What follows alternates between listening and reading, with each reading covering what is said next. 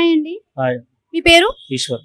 ఈశ్వర్ గారు, మనకి రీసెంట్ గా ఏపీలో ఎలక్షన్స్ జరిగాయి. సో మీరు కూడా ఓటేసే ఉంటారు. అవును. సో నెక్స్ట్ ఎవరు సీఎం అవుతే బాగుంటది అని మీరు అనుకుంటున్నారు?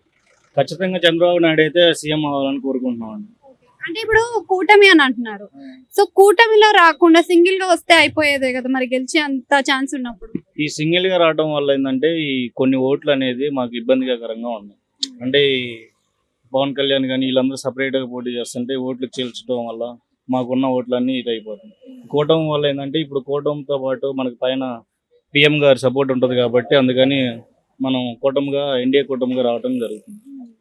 సో ఇప్పుడు మనం చూసుకున్నట్టయితే జగన్ మేనిఫెస్టోని చూసిన అండ్ చంద్రబాబు నాయుడు గారు ఇచ్చిన మేనిఫెస్టోని చూసిన రెండు సిమిలర్ గానే అనిపిస్తున్నాయి. సో ఇలా సిమిలర్ గా ఉన్నప్పుడు సేమ్ పథకాలు రిపీట్ అవుతాయి కదా, మరి కొత్త మార్పు ఏముంటుంది?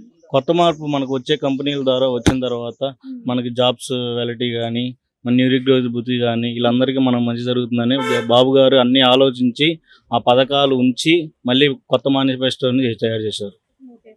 సో కొత్త మేనిఫెస్టో అంటున్నారు, ఉచిత పథకాలు మళ్ళీ ఇవ్వడం జరుగుతుంది ఆ మేనిఫెస్టోలో. సో ఇప్పటికే అప్పులతో ఉంది, రెవెన్యూ రావట్లేదు అంటున్నారు. అయితే ఇవి ఇచ్చే మాటలైనా చేసే మాటలు కూడా అనుకోవచ్చు? ఖచ్చితంగా ఇచ్చే మాటలు ఉంటాయి. ఎందుకంటే బాబు గారు ఏదైనా ఆలోచనతోనే చేస్తారు.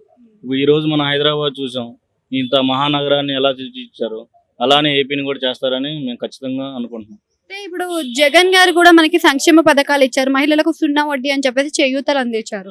సో ఇలాంటి పథకాలు ఇచ్చినప్పుడు కూడా మరి లబ్ధి పొందారు కదా మరి ప్రజలు. లబ్ధి పొందడం వల్ల ఉపయోగమే, కానీ ఈ రాక్షస పాలన వద్దనుకోని ఇలా మేము బాబు గారి కూటమిని ఎంచుకున్నాం.